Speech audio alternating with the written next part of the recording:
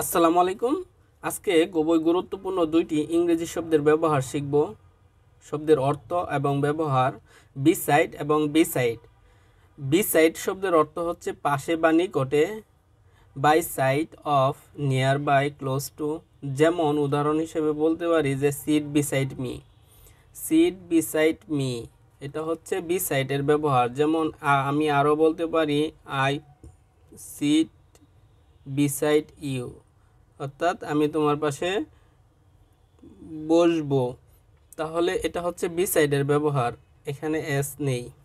কিন্তু আরেকটি শব্দের অর্থ হচ্ছে এই বি সাইড, যার অর্থ হচ্ছে পাশাপাশি, তাছাড়া, অধিকন্তু, ইন এডিশন টু। যেমন besides a big building in the city he has 150 acres of land in his village.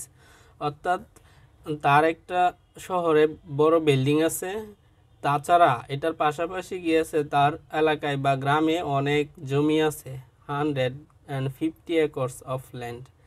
এই হচ্ছে বি সাইড এবং বি সাইডস এর ব্যবহার। এই শব্দগুলো আমরা খুবই সাধারণত কনফিউজ হয়ে যাই, ভুল করে ফেলি। আর